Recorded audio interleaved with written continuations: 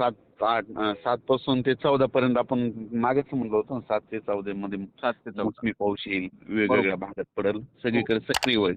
एकदम सगळीकडे होणार नाही, पण थोडं पुढं सरकत हो 14 पर्यंत होऊन जाईल. 14 पर्यंत बरोबर. आणि आपण तर पहिल्यापासून म्हणलो ना, 2-3 टप्प्यात पेरण्या होतील समजा. हो हो हो बरोबर. जी गडबड करते त्यांची होती, हो जिथं ओल नसली ते करीत नाही तर. हो बरोबर. मात्र सर आता बऱ्याच शेतकऱ्यांचे आपल्याला कमेंट सुद्धा आलेले आहे. तर आपण ते सुद्धा कमेंट सुद्धा घेऊया. तर सर्वात प्रथम जो शेतकऱ्यांची कमेंट आलेली आहे, तर पेरणी करण्यासाठी समजा कोणती वेळ योग्य राहणार? जे समजा पाऊस जर पडला, हो ईदभर जर जमिनीत ओल असले तर ते सगळ्यात महत्वाचं, ते चांगलं. हो हो बरोबर. हो. हो. मात्र सर यंदाचा जून शेतकऱ्यांसाठी कसा राहणार हे शेतकऱ्यांची कमेंट आहे. जर मी म्हटलं ना, या वर्षीचं साल शेतकऱ्यासाठी चांगलं साल राहणार आहे. हो बरोबर. 2023 शेतकऱ्याला मालामाल करणारं साल ठरणार आहे. हो हो बरोबर. बरोबर आहे सर. मात्र सर त्यात आणि यावर्षी लवकर पेरणी होणार आहे. लवकर आणि पेरणी होणार. कापसाच्या लागवडी सुद्धा लवकर होणार आहेत. हो का? लवकर लागवडी झाल्या तर उतार चांगले येते. हो बरोबर आहे सर. मग इतकं वातावरण पोषक नसतंय सरासरी कधी. हो हो बरोबर. यंदा आहे. हो. हो. मात्र सर त्या समोरचा प्रश्न आहे की मान्सून शेतकऱ्यांना साथ देणार का यंदा? देणार. देणार का? जसं लागेल तसं देणार. हो का? आणि हो. हां. थोडं ताण देईल, पण कसं असतंय, हो. सोयाबीन असो, हं. कोणतंही पीक असो, संत्रा असो, कोणतंही पीक हो. असो, हो. ट्रेस दिला बरोबर. तर जास्त फुलं लागतात. हो बरोबर आहे सर. आणि गेल्या वर्षी 2025 ला पाऊस इतका पडला, ताणच हं. भेटला नाही, म्हणजे ऊनच पडत नव्हतं. नाही बरोबर आहे.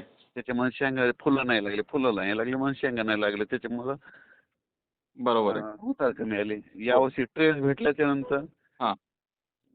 त्या सोयाबीन असो, सोयाबीनच्या काळामध्ये फुलं लागल्यानंतर नंतर काय होतंय, हो. ताण बसला. हो पासून बरोबर. 10-12 उघड दिवस दिले, तितक्यामध्ये काय ट्रेसमध्ये काय होतं, फुलं जास्त लागतात, हो, हो. लगेच बरोबर. शेंगात रूपांतर होते. हो. हेच नाही, तुम्ही बघा, आपण हं. गाईला समजा एखाद्याशी हे करतोच ना, समजा हो. लावतोच ना, समजा याच्यातून दवाखान्यातून समजा, बरोबर. तर त्यावेळेस आपण तिला चारा टाकतो का? नाही नाही, टाकत. नाही. ट्रेसच देतोच ना त्यावेळेस. हो. बरोबर आहे. तर त्यावेळेस ते गर्भ हे होते, त्यावेळेस तसंच असतंय कोणत्याही पिकाला गर्भधारणा होण्यासाठी. हो, हो, हो. बरोबर आहे. हो. मात्र सर त्या समोरचा जो प्रश्न आलेला आहे तो म्हणजे जूनमध्ये पावसाचा खंड पडणार का? नाही, आता हे काय होईल, 7 ते 14 पाऊस पडेल, दररोज वेगवेगळ्या भागात जाईल. हो. जिथं जास्त ओल राहील त्यांच्या पेरण्या होतील, जिथं कमी राहील त्यांच्या राहतील पेरणी. हो पुन्हा का? दुसरा पाऊस पुन्हा आहेच ना नंतर पुन्हा. हो, बरोबर. हो. मात्र सर पण त्या समोरचा जूनच्या प्रश्न शेवटच्या आठवड्यात पुन्हा चांगला पाऊसच आहे ना, आणखीन पुन्हा 20च्या जूनच्या नंतर. शेवटच्या आठवड्यामध्ये चांगला पाऊस राहणार. 20च्या नंतर पुन्हा चांगला पाऊस आहे. हो का?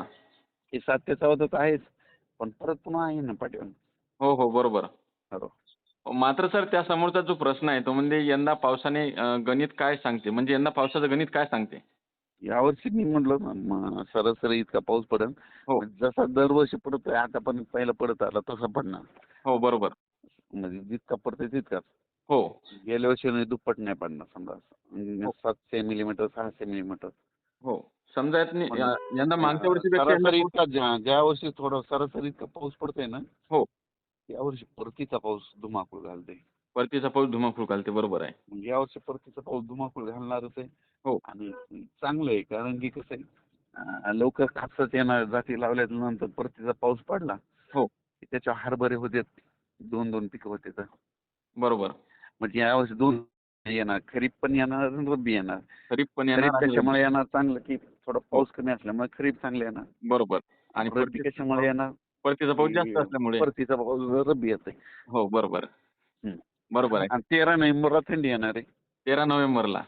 हं, बरोबर आहे सर. हं. मात्र सर शेतकऱ्यांनी पेरणीची घाई करू की नाही करावी असं शेतकऱ्यांचा प्रश्न आहे. म्हणजे पेरणीची घाई करायला पाहिजे की नाही करायला पाहिजे? आता 7 ते 14 मध्ये समजा पाऊस पडला आणि ईदभर ओल गेली, हो. शेतात जायचं, हां. कुदळ घेऊन शेतात जायचं, हो. ईदभर ओल गेली, हो.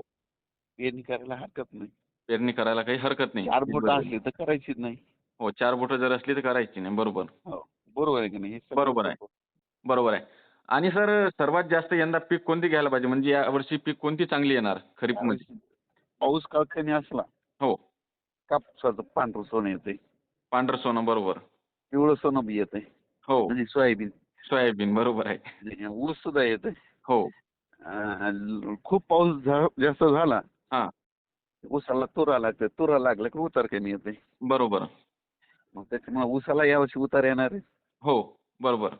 पुन्हा यावर्षी काय होईल म्हणजे तुरीचं पीक चांगलं येणार आहे. तुरीचं पीक चांगलं येणार. तुरीचं एक सांगतो 2 येते. हां, हां, हां, हां. ज्या वर्षी पाऊस कमी राहते त्या वर्षी पांढऱ्या तुरीला उतार येते. पांढऱ्या तुरीला बरोबर आहे. 2017ला फक्त काय झालं पाऊस कमी होता आणि पाऊसच पडला नव्हता. हो.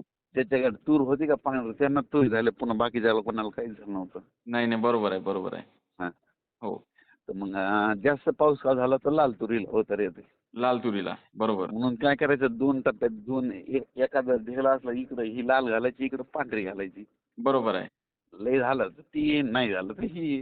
हो. ते तर आहेच. बरोबर बरोबर आहे. आहे की नाही? हो, बरोबर आहे. हं. हो. मात्र सर आता हे जे काही पुढील 2-4 दिवस राहणार समजा आता 7 तारखेला तर 7 तारखेला हे पाऊस कसा राहणार आहे? कोणकोणत्या जिल्ह्यामध्ये जास्त आता ना हे आज 2 पासून 2, 3, 4, 5, 6 पर्यंत काय होईल हां. दररोज पूर्व विदर्भातल्या काही जिल्ह्यामध्ये, हो. पश्चिम विदर्भातल्या जिल्ह्यामध्ये, हो. मराठवाड्यात काही जिल्ह्यामध्ये, हो. उत्तर महाराष्ट्र, हो. पश्चिम महाराष्ट्र, हो. कोकणपट्टी, खानदेश, बरोबर. हातमाता ह्या परिसरात दररोज वेगवेगळ्या भागात हे पाऊस चालूच राहणार. दररोज वेगवेगळ्या भागातनी. हो. हो. सगळीकडे नाही पडणार पण हां, हां, हां. पाऊस रात्रीच्याला मध्ये हजेरी लावणार. हो. 2:30च्या नंतर लगेच वातावरण चेंज होणार हो. बरोबर. आणि रात्र